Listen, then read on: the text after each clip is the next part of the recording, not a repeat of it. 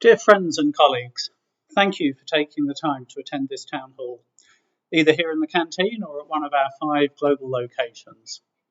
Also, the call today is open to any stockholders of ACME. I know some of our larger investors have joined and are listening to see how we can make this year better than last year. Speaking of last year, it's been good for ACME. We performed as an organisation. We're proud and excited by the expansion since the start of last year. All good attributes and close to where we need to be. But good isn't great. We can't at this point in our development afford to drop the ball.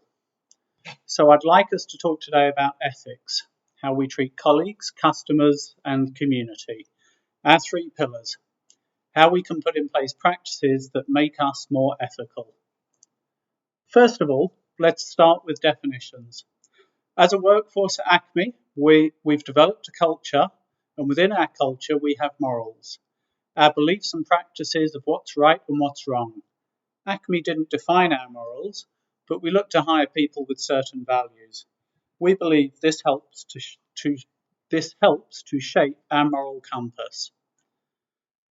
Ethics will take our values and moral principles, add in our corporate governance policies, how we interact internally and externally, and start to drive our behaviour beyond what any policy or law may say we should do.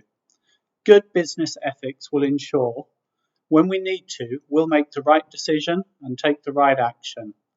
This will build trust between us with our customers and community and strengthen the pillars for the next phase of growth. Please don't confuse ethics and morals with rights and duties. Our rights stem from our morals, but also from laws that govern us. We have a right to fairness and respect, but we also have a duty to treat others fairly and with respect. It's our responsibility and obligation to uphold this duty. I mentioned values earlier, and we've talked about fairness and respect frequently over the last 2 years. Today I'd like to introduce 4 more values that we believe are strong, and through our awareness will drive the process towards becoming a more ethical business in our decision making. First, accountability. We follow through on what we commit to doing, and when we make mistakes or when mistakes are made, we hold up our hands, learn from our mistakes, fix it and do our best not to repeat it. Secondly, trust. All successful companies have a strong foundation of trust. If our construction teams don't trust the policies from HSEQ or purchasing don't trust the numbers from finance, we'll sadly not get very far and will become a shell of the company we are now. Thirdly, honesty, which will feed directly into trust. We need to have honest conversations with each other, customers and community. If we can't be honest with each other, the trust and accountability will vanish. Lastly, equality.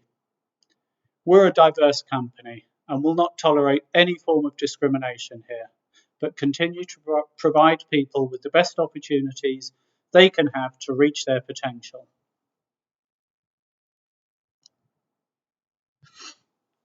We can all see how our shared foundation are the pillars we're building to make ACME a thriving and more ethical organisation.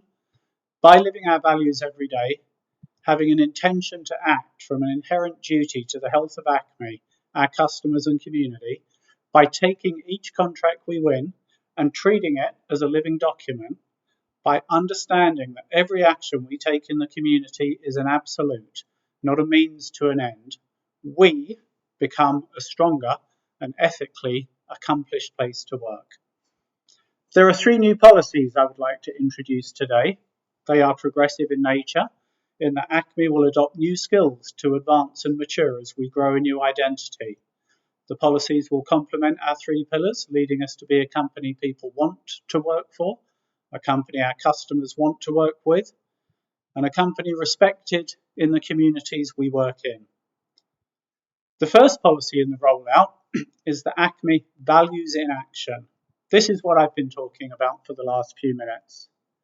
We'll define our 6 shared values, which will become core to how we operate, how we treat each other, and our expectations on how we'll be treated when working at ACME.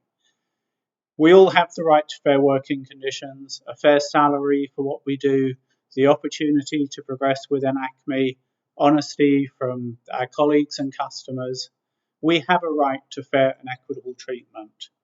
We may, however, think or say that's all very good, but what happens when we don't win a contract, when times are hard, and when the layoffs and cutbacks start?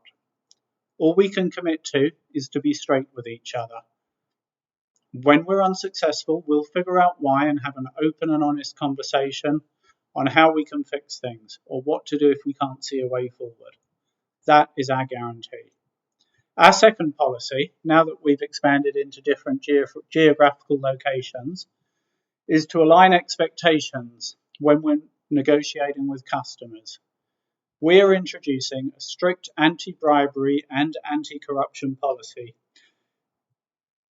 to ensure that we comply with both laws and company expectations wherever we operate. The transparency and accountability with short-term profits will be a challenge, but in 30 years, when all of us here today are probably gone, we want ACME to be a strong and vibrant company. And we'll do this by being known as the honest and accountable company to deal with. Our final policy today is to formalise our approach to corporate social responsibility, or CSR. Previously, our CSR has been to support local charities without really getting involved. But from now on, we can get our hands dirty, if that's what the project entails. The policy is to become more involved in meaningful community projects that raise the awareness of ACME within local communities we operate in. The communities we work in expect more from their neighbours, and we're ready to step up. One day we may have challenges with allocating resources. Do we commit to a particular CSR project, retool a factory, or improve employee health benefits? I'd like to say we'll be in a position to get them all done, but one may have to come before the others. Having our finger on the pulse of what the community needs from us and how they can help us grow with them is vital to our sustainability. No one goal here is more important than the others. All exist in tandem. As we continue our journey to become a more ethical company, all decisions we make at ACME should be carefully considered. There are 4 distinct stages in our decision making I'd like us all to get comfortable with. Firstly, specifying the problem. Make sure we understand the challenge we're facing and the choices we're considering. Next, let's generate solutions. There's likely to be more than one way to look at each decision, so we need to get out of our comfort zone here. After this, we test the solutions, internally at first, think of possible reactions and scenarios, and how we may need to adjust, reverse, or pivot if we don't think we'll achieve the ethical outcome we want. And finally, let's get good at implementing our chosen decision or strategy. Again, we may need to back up and reconsider parts, so we'll be flexible in the execution and creative in how we work here. Let's put the ACME value to work. I'd like to leave you with some food for thought. Uber currently loses $2 billion a year. Globally, some of their drivers are unlicensed, uninsured, or both. How can Uber become sustainable? By squeezing margins on their drivers?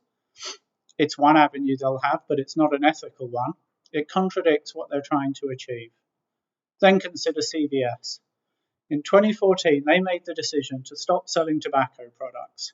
Cigarette sales fell in communities where CVS had a significant market share, but their sales of nicotine patches also shot up. In fact, CVS may argue they've done as much as anyone to help people quit smoking. One company can be seen as plainly unethical, the other one can be seen as highly ethical. Let's keep asking ourselves where we want ACME positioned in a year from now. Thank you all for your time today. Let's keep our doors open for discussions on ethical decision making, and I look forward to hearing from you on how you're progressing.